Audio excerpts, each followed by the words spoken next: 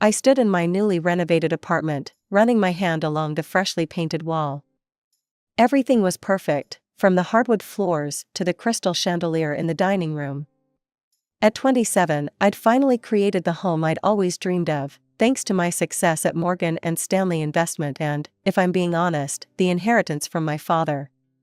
My name is Emma, and my story isn't exactly a happy one.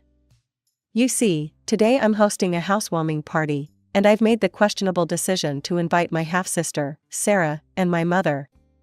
Just thinking about it makes my stomach turn. As I arranged appetizers on silver platters in my gleaming new kitchen, memories from childhood came flooding back. The constant torment from Sarah, my half-sister, who seemed to take pleasure in destroying everything I loved. I was 7 when she was born, the product of my mother's relationship with Tom, a man who never bothered to marry her but did manage to send child support checks every month. I remember the day I got my first art set for my 12th birthday, a gift from my father. I'd barely had it for 2 days when I found Sarah, then 5, dumping paint all over my bedroom carpet and using my expensive brushes to paint the walls. When I ran crying to Mom, she just shrugged it off. "She's just a baby, Emma. She doesn't know any better." But Sarah did know better.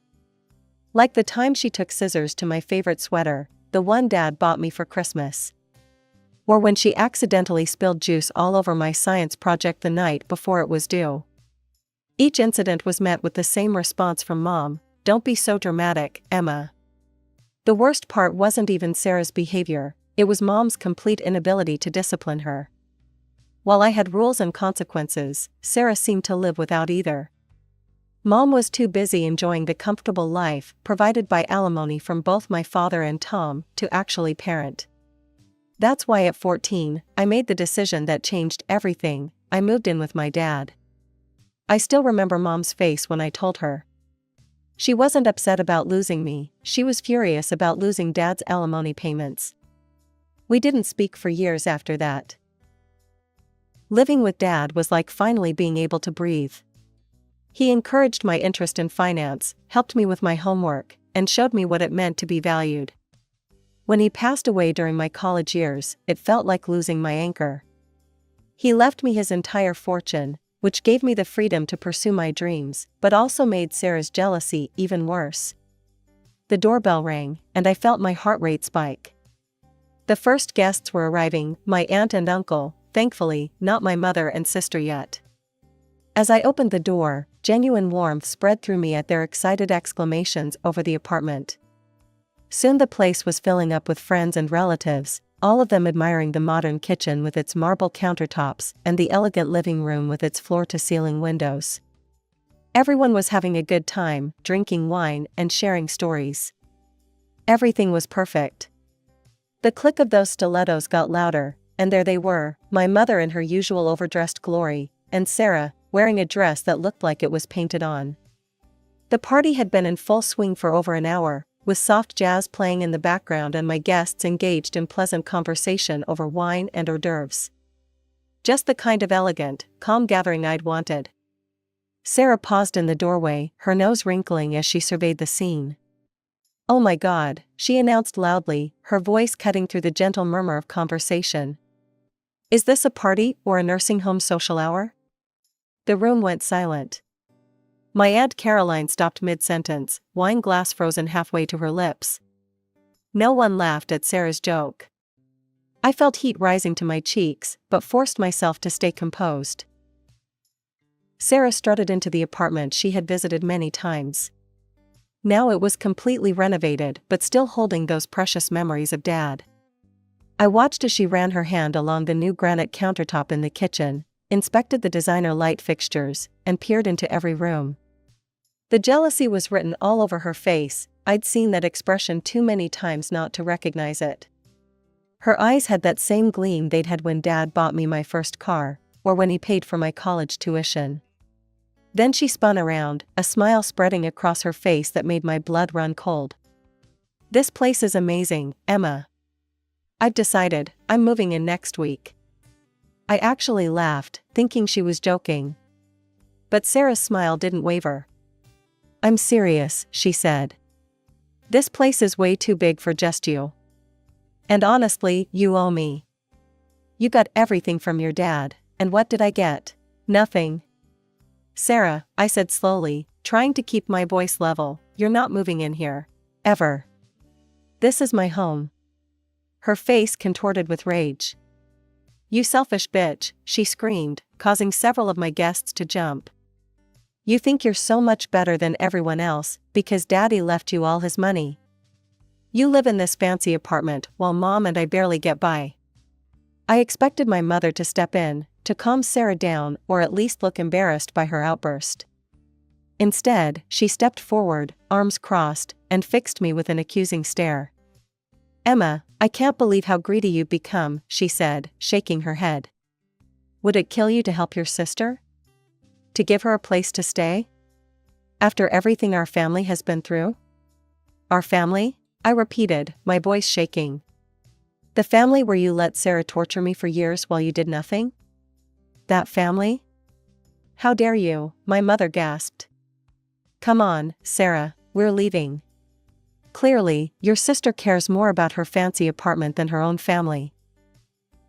Sarah stormed out, nearly knocking over a vase in the process. My mother followed, pausing at the door just long enough to give me a look of pure disappointment, the same look she'd given me when I chose to live with Dad. The door slammed behind them, and the apartment fell completely silent.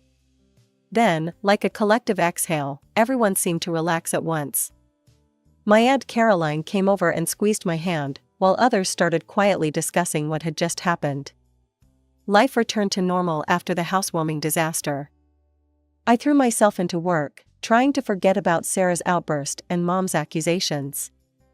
Then, about a month after the party, my boss called me into his office. Emma, we need you to handle the Meridian contract personally, he said, sliding a folder across his desk.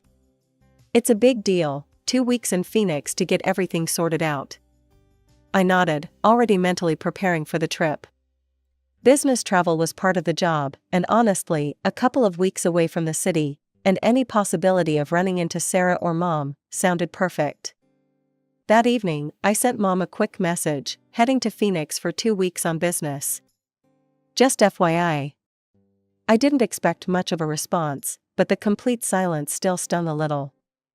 Ever since the party, she'd been giving me the cold shoulder, probably waiting for me to apologize. As if I had anything to apologize for. The 2 weeks in Phoenix were exhausting. Endless meetings, contract negotiations, and late-night document reviews. By the time I boarded my flight home, all I could think about was sinking into my comfortable couch with a glass of wine and finally relaxing in my peaceful apartment. The first sign something was wrong was the faint smell of stale alcohol and cigarettes in the hallway outside my door. My stomach clenched as I inserted my key, but nothing could have prepared me for what I found inside. It looked like a tornado had torn through my home. Empty bottles and cigarette butts littered the floor. The expensive white leather sofa was covered in what looked like wine stains and burn marks. My beautiful freshly painted walls were defaced with God knows what, food stains, drink splashes, and what looked suspiciously like intentional graffiti. My legs shaking, I moved through the destruction. The massive TV I'd just bought was smashed, shards of its screen scattered across the floor. In the kitchen, dirty dishes were piled in the sink, and something that looked like old takeout was growing mold on my marble countertops. But the worst was yet to come. When I pushed open my bedroom door, I found Sarah sprawled across my bed, still wearing her shoes, clearly passed out drunk. My pristine white bedding was stained with makeup and what looked like pizza sauce. The sight of her there, sleeping peacefully in the midst of all this destruction, made something snap inside me. I grabbed her shoulders and started shaking her. Wake up, what the hell have you done to my home? She swatted at me like I was an annoying fly, mumbling incoherently. Fine. I marched to the bathroom, filled a glass with cold water, and returned to throw it directly in her face. Sarah jolted awake, sputtering and cursing. What the hell is wrong with you? She screamed, mascara running down her face. Stop screaming and tell me how you got in here, I cut through Sarah's stream of curses. And what the hell have you done to my apartment? Sarah wiped her face with my Egyptian cotton pillowcase and had the audacity to roll her eyes. Mom gave me the spare key, she said, like it was the most natural thing in the world. Said I could stay here while you were gone. But this place was so boring, all fancy and perfect and completely dead. So I had some friends over. The spare key, of course. The memory hit me like a punch to the gut. I'd given Mom that key years ago, right after Dad died, and I inherited the apartment. Just in case of emergencies, she'd said. And now she'd handed it over to Sarah without even asking me. Some friends over? I gestured at the destruction around us. You've completely trashed my home. Look at this place, the walls, the furniture, my TV. Sarah shrugged, reaching for her phone on the nightstand. We had some parties. Got a little wild. What's the big deal? You're loaded, you can just buy new stuff. Get out. My voice was shaking. Get out of my apartment right now. No. She flopped back on my bed, scrolling through her phone. I like it here. Mom said I could stay, and I'm staying. Deal with it. I pulled out my phone and hit Mom's number on speed dial. She answered on the third ring. Get over here. Now. My voice was ice cold.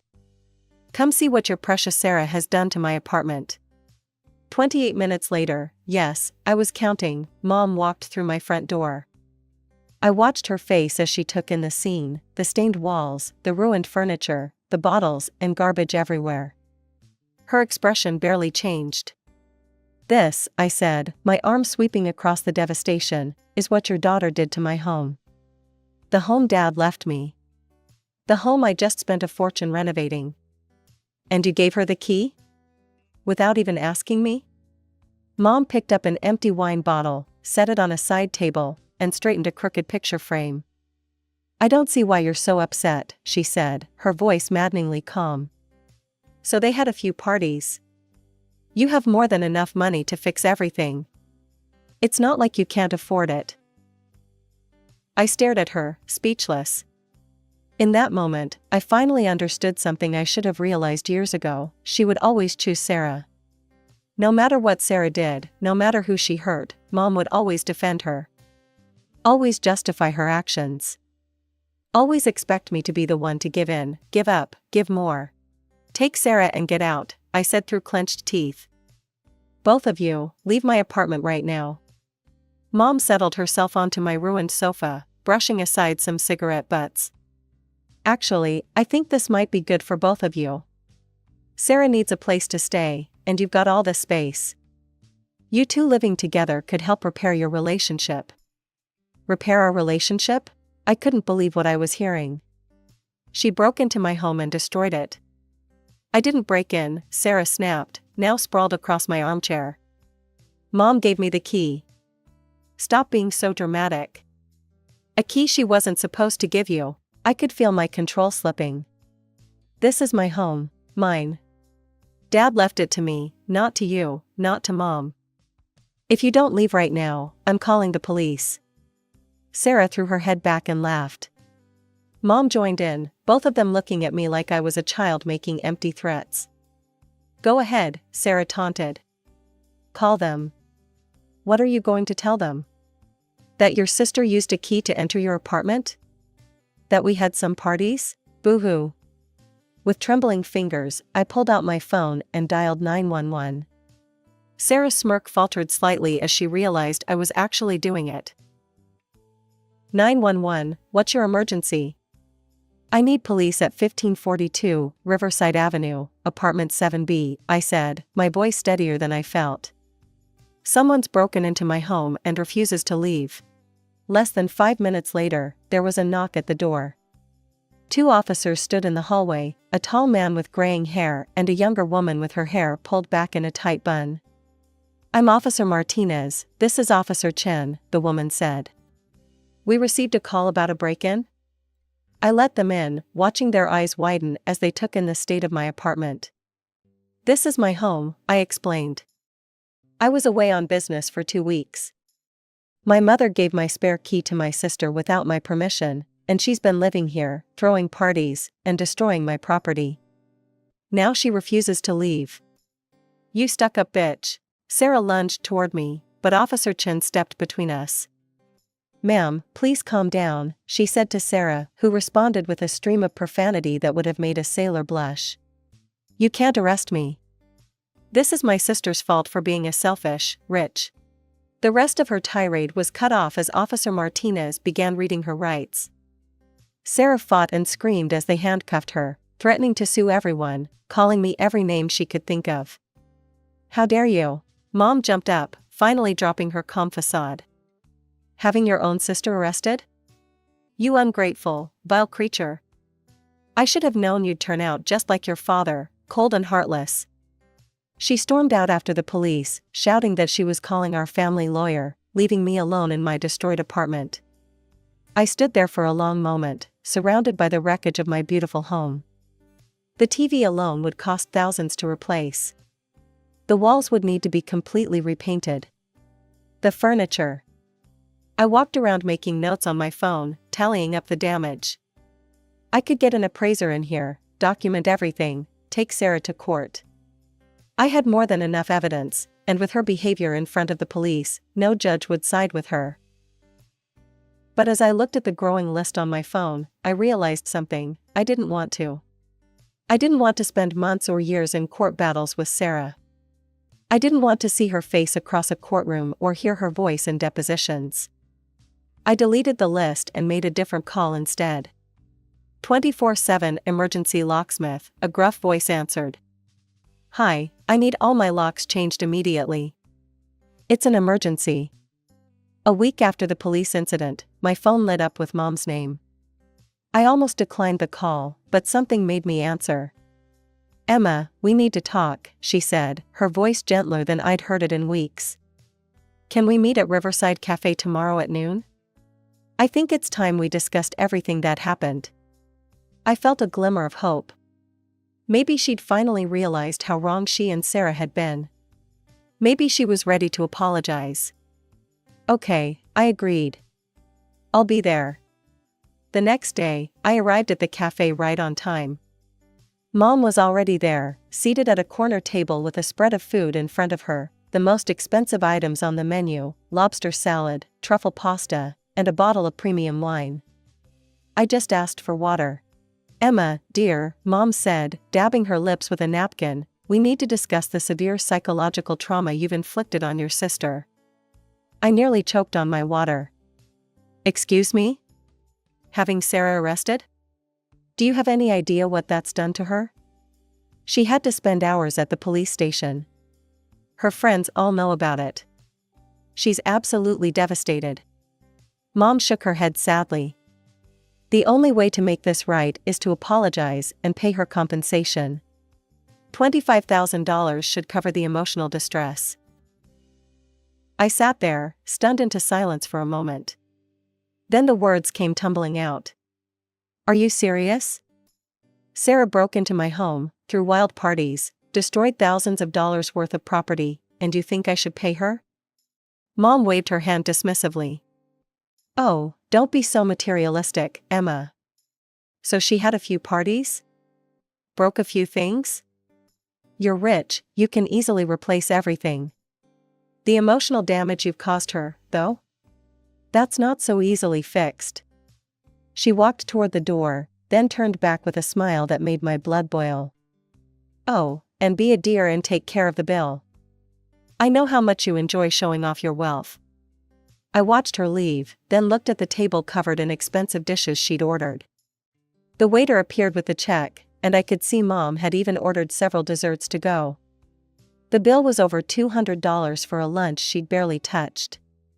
I walked into my partially repaired apartment, kicked off my shoes, and sat down at my desk.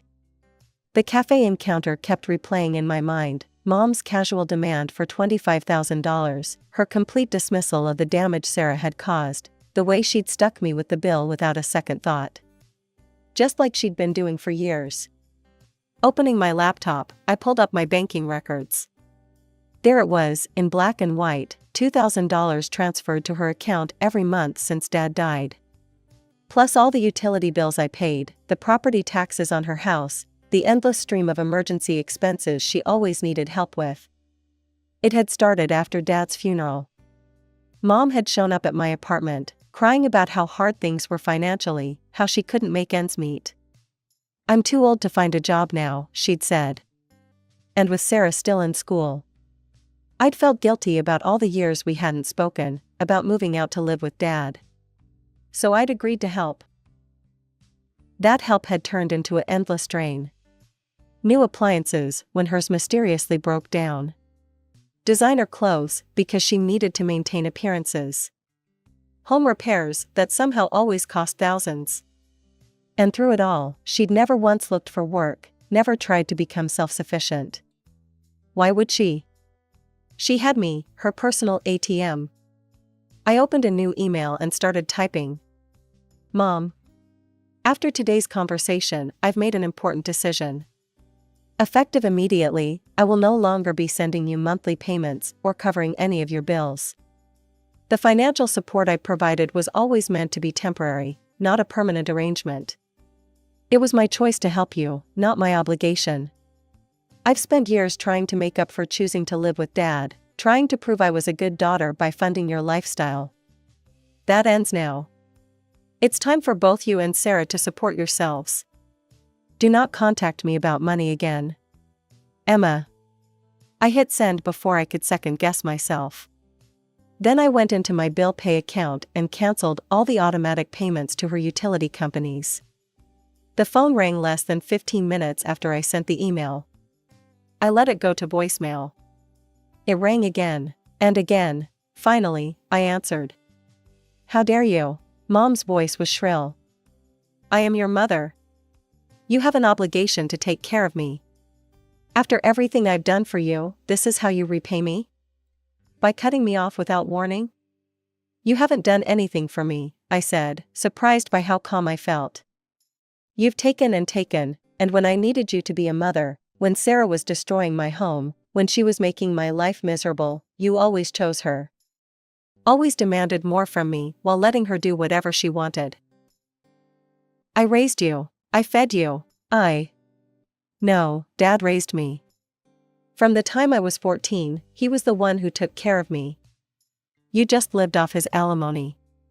And when that stopped, you found someone else to support you. Now it's time for you and Sarah to support yourselves. You ungrateful little." I hung up. The phone immediately started ringing again, but I didn't answer. Instead, I blocked her number. For the first time in years, I felt truly free. The messages started flooding in almost immediately after I blocked their phone numbers. First through WhatsApp, then Facebook, then Instagram, and even LinkedIn. Each one more desperate and angry than the last. "You're destroying this family," Mom wrote. "Hope you're happy being rich and alone," Sarah messaged. "Only a heartless person would abandon their mother and sister. You'll regret this when you need us." I blocked them on every platform, one by one, but they kept finding new ways to reach me. They even started messaging my friends, telling elaborate stories about how I'd abandoned them to poverty while living in luxury. I wasn't taking any chances with my security. I spoke with Frank, our building's concierge, explaining the situation. "My mother and sister aren't allowed up under any circumstances," I told him. "Even if they say it's an emergency." The very next evening, when I came home from work, Frank stopped me. "Ms. Thompson, your mother and sister were here about an hour ago. They tried to convince me they had your permission to go up. When I refused, your sister got quite vocal. I had to threaten to call security before they left. I thanked him and increased his Christmas bonus on the spot." Over the next few weeks, I threw myself into renovating my apartment again. New furniture, fresh paint, replaced TV. I erased every trace of Sarah's destruction, every reminder of that nightmare. But something felt different now. This place that had once been my sanctuary, my connection to Dad, felt tainted. Through the family grapevine, I heard stories. Mom and Sarah were struggling financially, bouncing from relative to relative, asking for loans they'd never repay. They were telling everyone who would listen about how I'd cruelly cut them off, conveniently leaving out the part about breaking into my home or demanding compensation for being arrested. I ran into Mom a few times in the neighborhood. It was inevitable, given how close she lived. She'd try to corner me, alternating between angry demands and tearful pleas. "Emma, please, can we just talk? We're family." I'd walk past without a word, my heels clicking on the pavement, my heart pounding, but my resolve firm. Last week, I found myself looking at real estate listings. Modern condos in different neighborhoods, secure buildings with strict access policies. Places where I could truly start fresh, without the constant anxiety of running into them or wondering if they'd try to break in again. Dad's apartment had been my home for so long. It held so many memories, homework sessions at the kitchen table, Sunday morning pancakes, long talks about my future. But maybe it was time to let it go. I bookmarked a listing for a penthouse in a new development across town. The building had 24-hour security, private elevator access, and a stunning view of the city. More importantly, it represented something I'd been seeking my whole life without realizing it: true independence. A clean slate. Tomorrow, I'm going to call the realtor. It's time for a fresh start, one that's truly my own.